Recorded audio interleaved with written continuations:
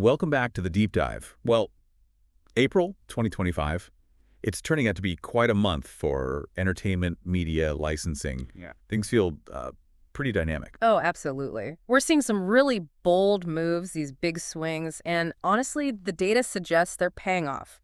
Big wins. Yeah, and we've got a great mix of sources for this deep dive today. We're looking at everything from box office reports, streaming charts. Right, digital signals, even bland partnership announcements. It gives us a really rounded picture of what's grabbing people's attention. And for our listeners, especially those tuning in from behind the curtain, really focused on that intersection of data, marketing, entertainment. Our goal here is to pull out those key insights. What are the strategies really working right now? Exactly. What's driving success? Maybe what are the potential lessons learned? Okay, so let's jump in. Theaters first. Warner Brothers seems to be having a moment. They really are. A Minecraft movie is just continuing to perform, which is fascinating. It's hitting that sweet spot, right? People who grew up with it, plus a whole new audience. Yeah, and then Sinner's also doing well. It really sets them up for a competitive summer season. Definitely. And that success with established IP, especially for a broad family audience, Right. Other studios are watching that very closely. For sure. And looking just ahead, we've got things like The Accountant 2 coming from MGM. Sony's got Until the Dawn. Right. But the big one everyone's kind of watching is Marvel's Thunderbolts, isn't it? Yeah, absolutely.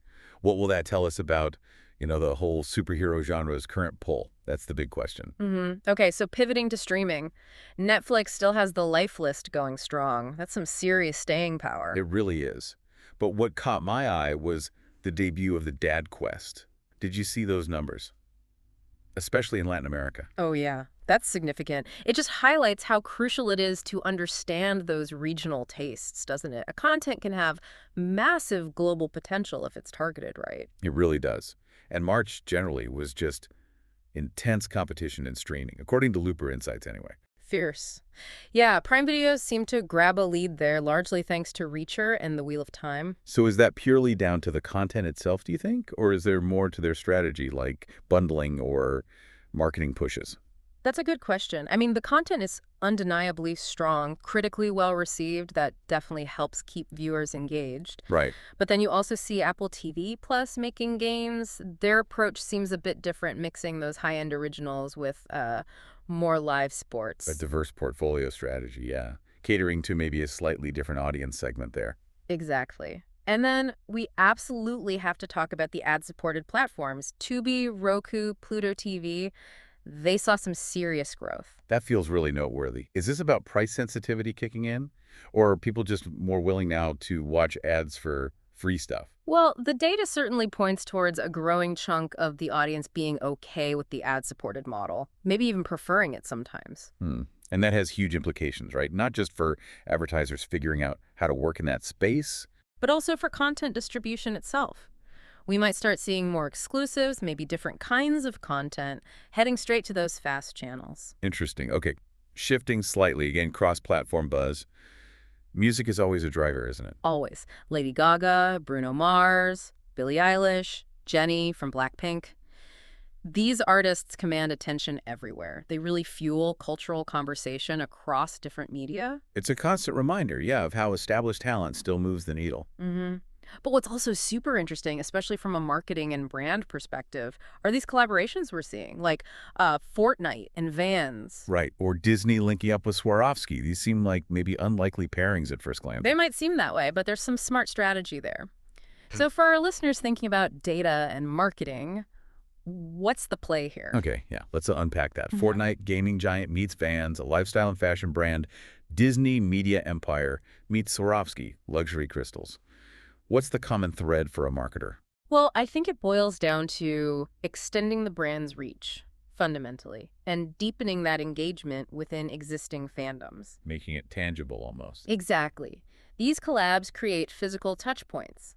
So a Fortnite fan isn't just playing the game, they're wearing the Vans gear, showing their fandom in the real world.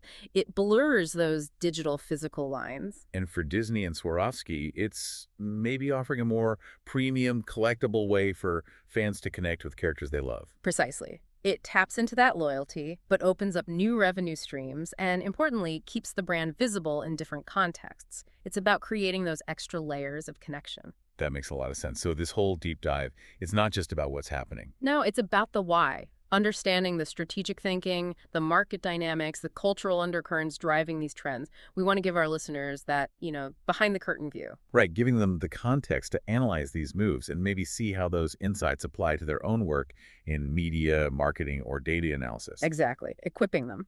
Okay, so let's try and synthesize this a bit.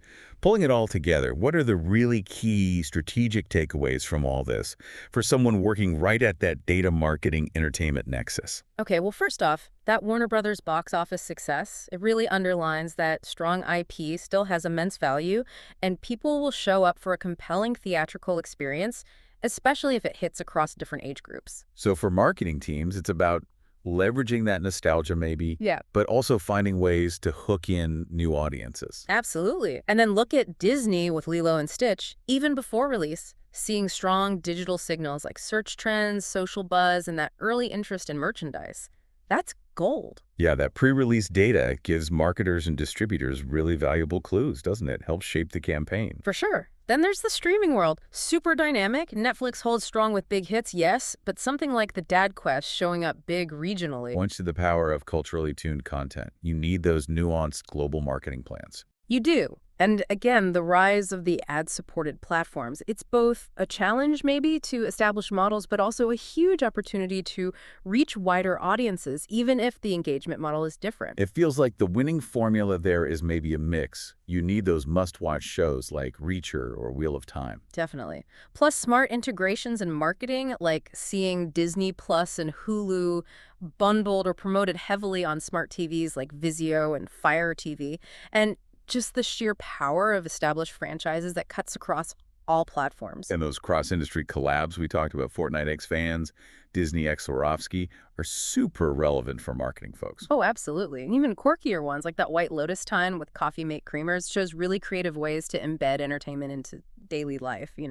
Creates memorable brand moments. Yeah, that was clever. We also saw, thinking about buzz, how much mileage you get from celebrity engagement, like all the talk around the White Lotus finale. And just the general anticipation for returning favorites, right? Minecraft 1923, everyone waiting for Wednesday Season 2. That builds its own organic marketing wave. And you can't forget the whole Coyote versus Acme situation. That grassroots effort to save it really showed the power of, well, passionate fans and creative advocacy. It can actually shift things. It really can. And finally, look at The Last of Us Season 2 launch. Massive premiere, huge global social media reaction. Just underscores the raw power of really compelling storytelling, doesn't it? When you have that and an engaged fan base, the marketing momentum is just huge. Yeah, absolutely. It all connects. So wrapping up this particular dive, Yeah. it's clear things are constantly shifting. You need to be adaptable, really keep an eye on both the hard data and those softer cultural trends. Which brings us to a final thought maybe for our listeners, especially those thinking deeply about this stuff for behind the curtain. Given everything we've seen, platforms blurring, franchises roaring back, these innovative brand tie-ins, changing viewer habits, what do you see as the next really big shift, the next evolution in how audiences actually connect with and experience entertainment? It's a pretty interesting question to mull over.